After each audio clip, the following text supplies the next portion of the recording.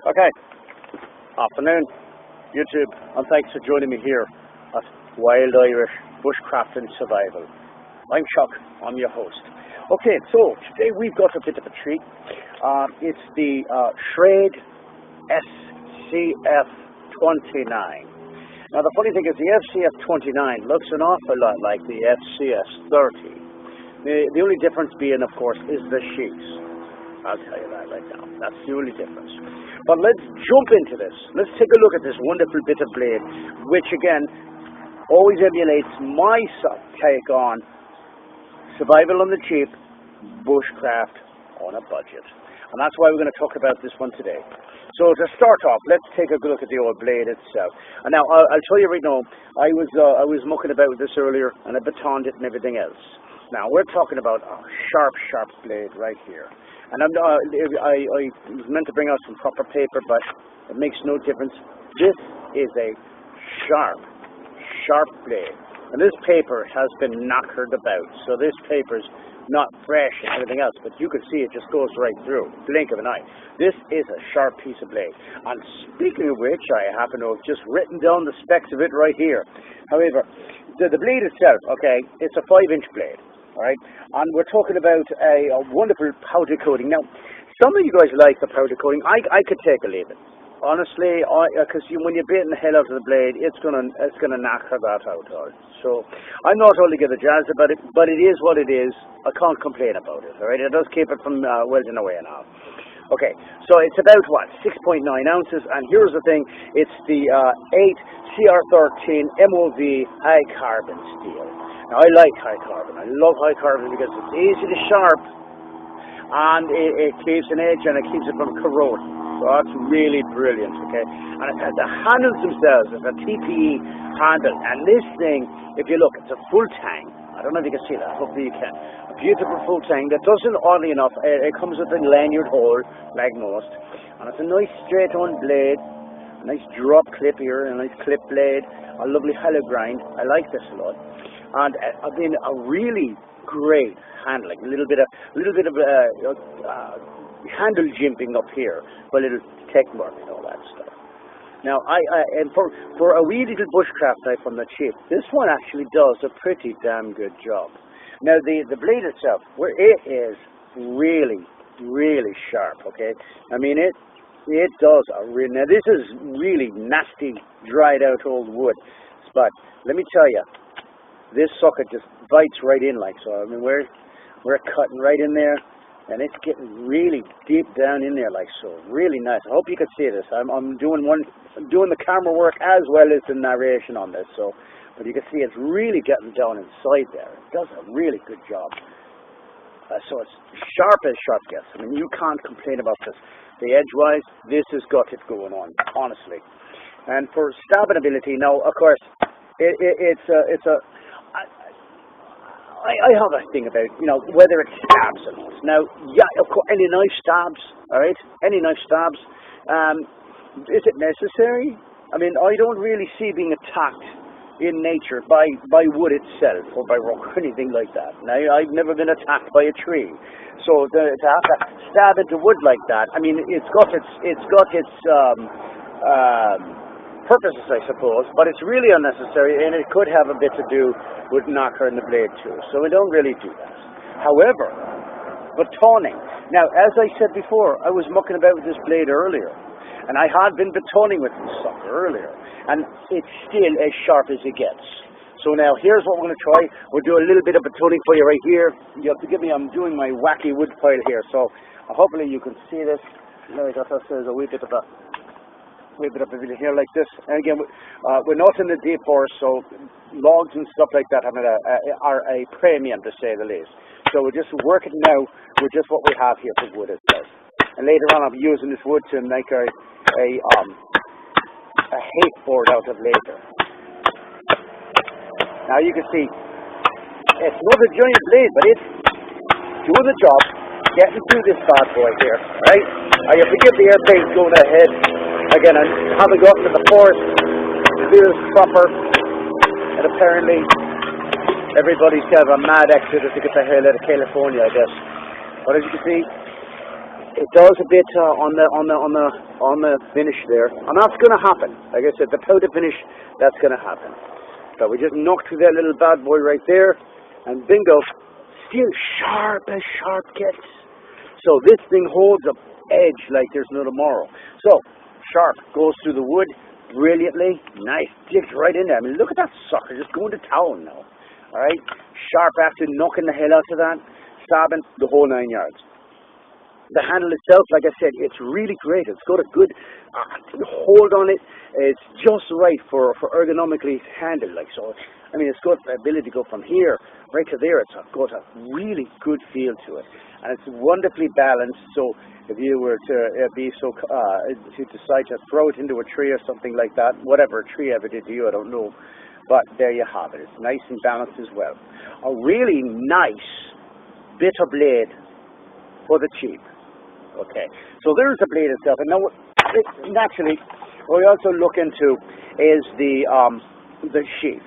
Now, okay, the sheath, a lovely little piece of guitar. It's not award-winning by any stretch of the imagination. It has a little thing like that, and a lot of people who have reviewed this have really gassed on about the sheath. Again, I make my contention on the sheath is merely there to hold the blade. All right, I don't know what you expect from it. Okay. I'll give you this right now.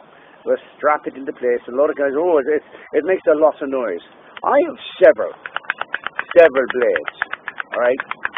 Many have sheaths, and they're all like this, okay? This, essentially, you're going to get maybe for about, what, $35, $30, $29, something like that, all right? So you're asking for the top, what you want is a Maserati knife at a Volkswagen price, and I don't mean the good Volkswagens. So you're going to take into consideration, you're not going to get top rate and everything. But again, this bad boy does a great job. Oh, okay, so the sheath itself, it comes with a next little bad boy here, and a little back here like so, opens up if it ever comes loose, Velcro and straps as well, and that's for the secondary pouch. But wait a minute. There's a secondary pouch? For what? Why ever could there be a secondary pouch? Why would there be one? For storage? Well, yeah, naturally. But what's it storing? Ooh, look, it's a surprise. Because with this deal comes the SCH-002, a folder. So you get not just the big blade itself, but you get the folder as well. Same thing, you're talking about the 9 or 8 CF13. Oh, it's the 9 CF14 MOV high cap. Now, the beauty of this is this has more of a satin finish, all right? Same little child pin like that, and it's a nice little speed opener, all right? With a little holder like that, a clip on it like so. Same thing with the handles, a nice rubberized TPE handle, and good contour, okay? And again, this thing is sharp as sharp gets. It's a 3-inch blade, okay?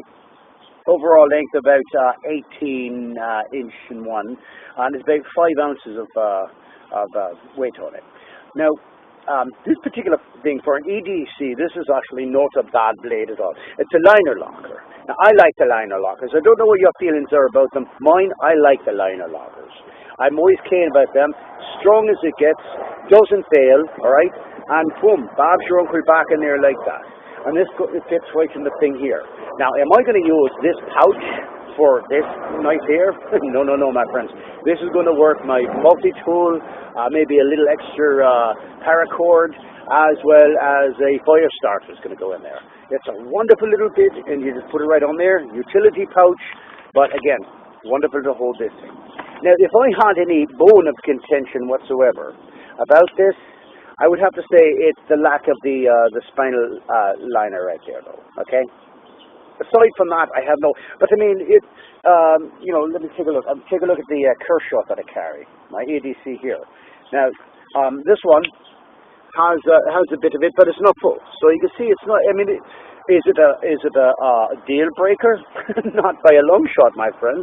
This is actually a really good blade, and there are other EDC, folders like this that come like that. No spine in the back. Doesn't make a big deal. It really doesn't. Now, am I going to abuse the hell out of this one? Okay, again, I demonstrated that it's nice and sharp, okay? Brilliantly sharp. It's going to get right in there. It's got a lovely, the stabbing ability, if you're so inclined to want that, okay? I mean, it does a great job. Batoning, I don't reckon I'd be inclined to use a folder for batoning. I wouldn't do it myself. I'm not about to find out whether this can do it. In a pinch, maybe, but I don't want to find out myself. But again, for an EDC, for a limited carry, this is not a bad little blade. Again, I like that satin finish there. It's very lovely. Okay, so here you go. As a combination, you're looking about maybe $40, give or take. It all depends on where you shop. But anywhere up to anywhere from 39 to 29, what have you. Okay. Are you going to get a better deal? Maybe if you know a deal or something like that. But great sheath. I don't see why everybody's gassing on about it. Comes with a little lanyard down here in case you want to tie it to your legs like your Doc Bloody Holiday or Wyatt Earp. Extra pouch, and the pouch is removable again. Like I said, you pop it up here like so. And this way, if you want to put it onto another nice sheath or just wear it on your belt itself, perfectly fine. And so the little Velcro style feel like that. I'm not too keen about that, but what are you going to do for the amount of money? Okay, so final summation then.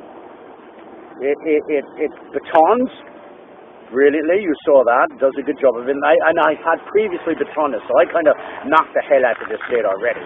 I'm just doing this for your edification, as it were. Hang on for a moment while the other people leaving Van Nuys decide to fly on out of here. So it's batons, sharp, saw that. It does the job. I mean, it really does a good job here. It's tough.